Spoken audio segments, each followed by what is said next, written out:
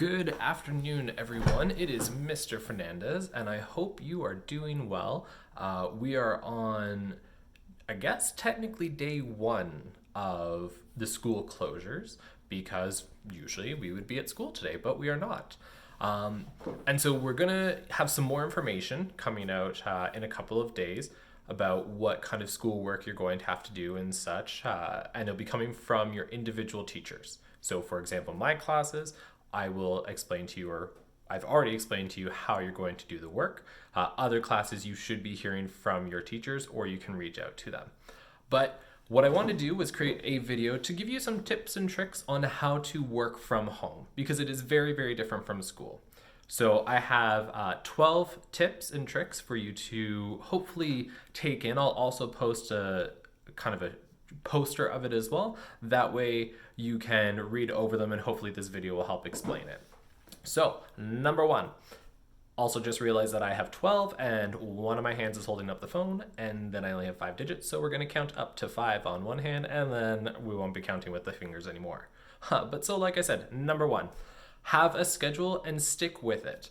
It's really hard to work at home without that routine. The great thing about school is that you arrive at a certain time, you do your classes each day, and then you go home roughly at the same time. Have a routine, have a schedule, and stick with it. And if you want to replicate the school schedule, great. If you want it to be altered, cool. But number one tip is have a schedule and stay with it. Building on that, start your day with something. So for number two, start your day with a routine. Something that says you're going to start work now. Maybe it's you take your dog for a walk, or you go for a jog, or you do some workout beforehand at home, or you tidy up the space. Just something to tell your brain that you're going to start your day, and likewise end your day with a routine. Do the same thing every day that ends and says, this is my day and it's over. For number three, share some rules with others in your home about disturbing you. So if you're going to be doing work at home, tell your younger siblings, look, from 10 to 11, we can't talk. I have to do some work. If you are also working from 1 to 2, say from 1 to 2, I can't talk, I have to do some work. So just set those clear guidelines, and hopefully people will understand. Number 4, we're at number 4 already. If you're sick, be sick and relax. Just because you're at home doesn't mean you should be working all the time while you're at home. You will still get sick. You might catch a cold. Hopefully you don't catch COVID-19. Maybe you have food poisoning from something, who knows? But if you're sick, you're sick. It doesn't change the fact that you still need a day to relax. Number 5, and the next couple of them all kind of work together, but have a workspace. Have a spot in the house where you only do work there. So don't do your schoolwork in the bed. Don't do schoolwork sitting on the couch watching TV. Pick a spot and designate that, choose that as your workspace. It will help trick your brain so that when you go and sit down to do work there, that you're only ever going to do work there, and you'll be in a better mood to do it. So choose a spot and say, this is your work spot, and you're only going to do work there. Number 6, the 6th tip that I have is, if you need help, ask for help. As your teacher, I am here for you. Your other teachers will be, and even though it might not be inside the school day, send an email, because you never know when somebody will respond. But just because we're not together doesn't mean you can't ask for help. Number 7, even if you don't need help, reach out to your teacher. If you want to chat or just check in, let your teacher know, let me know, so that we can talk about things, so that you still know that your teacher is here for you, and that your education is important. But it doesn't have to be just you need help. Many students never need help. When I was in high school, I very rarely needed help. But you still want to reach out to your teacher. I so annoyed my teachers in high school, so annoyed. But it helped build that relationship, and it helped make my work stronger. Number 8.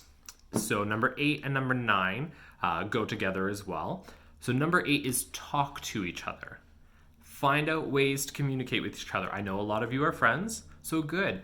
Trade cell phone numbers, DM on Instagram. chat on Snapchat, whatever you choose, but talk to each other. If you're in the same class, talk to each other about assignments. Maybe designate a time where the two of you or three of you, four of you will all work on the same thing at the same time for about half an hour.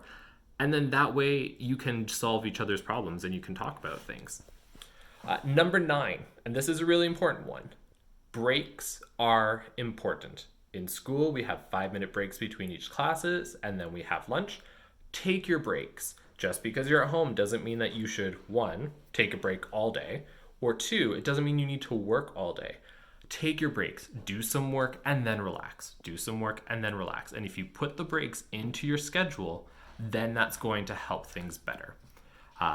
Number 10 is spend some time outside, but be physical distance apart. Okay? So if you have a backyard, great, spend some time in your backyard. If you have a dog, take your dog for a walk. Being outside is important. Humans need the fresh air. I oftentimes find that if I'm inside too long, I'll actually start getting a headache. And literally, the minute I walk outside and I take a nice deep breath, it all goes away. So when you take a break, maybe step outside for a few moments, get that fresh air, take the dog for a walk, do something that just gets you outside. Number 11, so we're almost done. Number 11 is stay positive. It's hard to do work all on your own, day in, day out, at home as well, without being positive. Try and find that in you and keep yourself going. And number 12, and this is probably the most important one, is don't be hard on yourself. If you have a day that you wake up, you sit down, you're following your schedule, and it's just not working for you, it happens. This is a very different time that we're in, very different situation, and we are all trying to adjust. Give yourself a break. If it doesn't work, it doesn't work, and you'll come back at it maybe later in the day, maybe the next day. Finally, and this is a little bonus one, make it work for you. So I said at the very beginning, have a schedule. Well, what happens if you prefer working at night? Does that mean your schedule has to be from 9 a.m. until 3 p.m.? No. If you find that you're more productive at night, so let's say you've tried hard to do a morning schedule and it doesn't work, but at 7 p.m. your brain just explodes with all these ideas you want to do for your classwork, then maybe your schedule should start at 7 p.m. Maybe you should do a little bit of work in the morning, but most of your work in the evening. Make it work for you. Individualize your schedule. Okay? So bearing all that in mind, I hope you're all doing well. I miss you greatly. Hopefully these tips and tricks will help you as we start to explore our learning at home. And my class, like I said, you already know what you have to do. I'll be making more videos to reach out to you and reaching out to you just on a personal basis. But try, experiment, figure it out for you. Make it your own, and don't beat yourself up if you're not able to do it right away. This is new for everybody. Literally, this is new for everybody. So best of luck. Like I said, I miss you all, and I hope the next 2 weeks go swimmingly for you. Bye, everybody.